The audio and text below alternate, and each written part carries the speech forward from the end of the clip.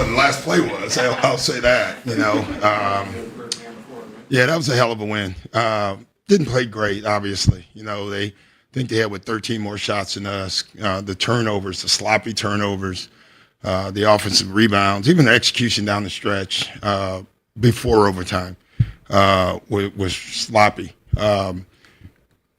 Then the last play, they ran it right. You still need Joel to make a fadeaway jump shot. It was really supposed to be deeper or two, but he said he felt like he can get out there. So good win for us. We'll take it. What was the difference in the second half for him? It looked like Toronto really just... We got him to the elbows more, and he was more decisive. I thought we had him deep 4 or 5 times in the first half, and he was trying to get into his move. And when you get the ball in the paint, there's no more move. They just go be aggressive and big. And we talked about that at halftime. Just go be aggressive, quick decision, quick moves for him. Then if they reach, it's a foul. But if you want to try to dance in the paint, they're going to be able to reach. And I thought he made the adjustment. It seemed like James did like a lot of good things for you guys. James kept it together for a long while for us with his attacks, his decision making. Tyrese had the one stretch, and then the unsung hero. I don't even know what he scored, but Tobias Harris tonight was unbelievable. All over the floor defensively, he did so many little things. Set the last pick of the game. He was fantastic. Doc, you just mentioned Tobias. The job he did on Pascal defensively. Yeah. I mean, in the regular season, it seemed like Pascal was having his way. Yeah, listen, these guys are all smart. Pascal's smart. Tobias, they watch film.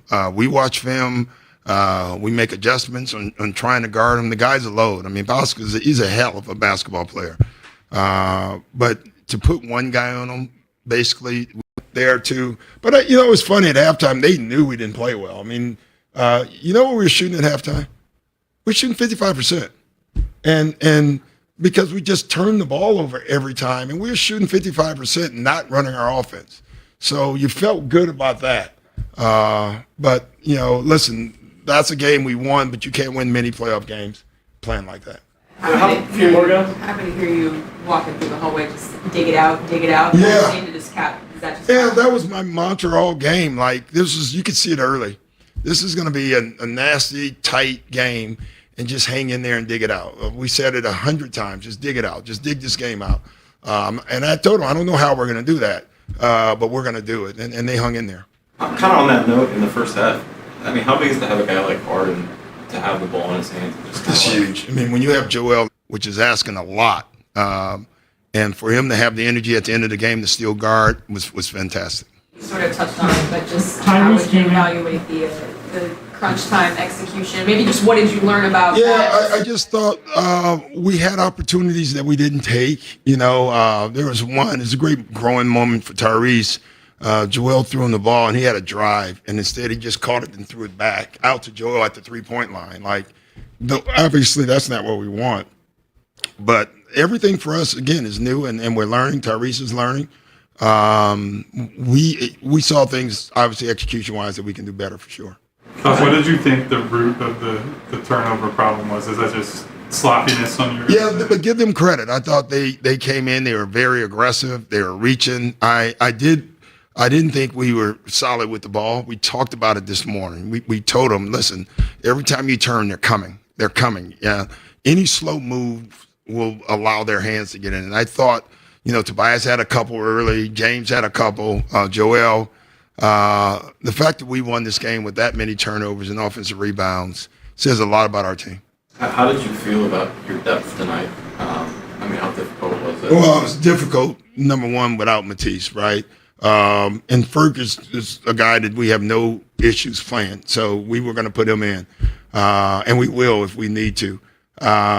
The foul trouble killed us, though. James and someone else, I don't even know, Danny, are in foul trouble, killed our rotation, and so we had to extend minutes, probably to a point that we didn't want to. I think Tobias had to go on the floor for about 3 minutes when Pascal was not on the floor. That was not in our plans, but we had no choice. Speaking of Danny, have you ever seen him that animated, like in the first half, like we got him off that deck? No. Yeah, I don't know what happened. They were saying someone hit him with an elbow. But again, like I told our guys, you got to keep your head. You just do. 1 point can be the difference in these games right now. Did you feel like after the first quarter, even heading into halftime, that you'd had weathered a little bit of a storm? And I don't know what we did, honestly, in the first half. I just knew it was just a 10-point game. Nothing. We did nothing, in my opinion, well. Defensively, we were losing guys. We're losing threes. The execution was awful. And so, honestly, it was one of those games at halftime, I was just looking at the score. I ignored the first half. It's gone. I told our guys, can't get that back, thank gosh, and just go out and play.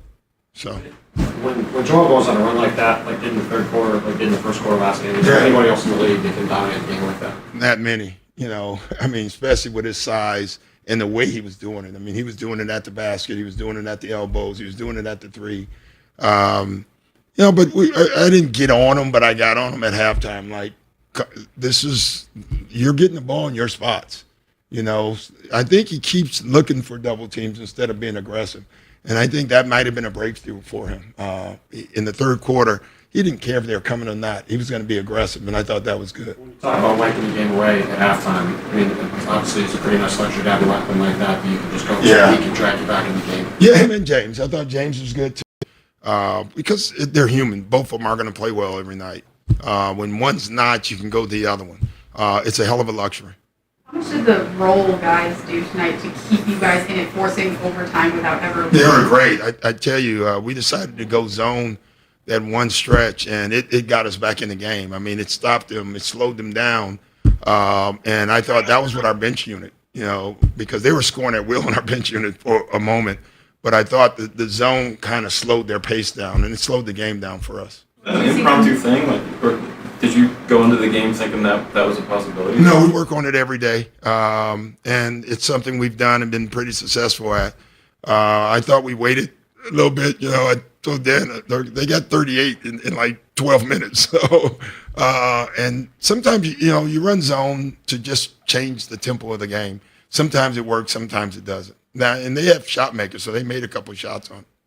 Deputy said this is very rough and nasty. You expect that to at another level on Saturday now? Yeah, this is the playoffs. You got to expect the other team's best.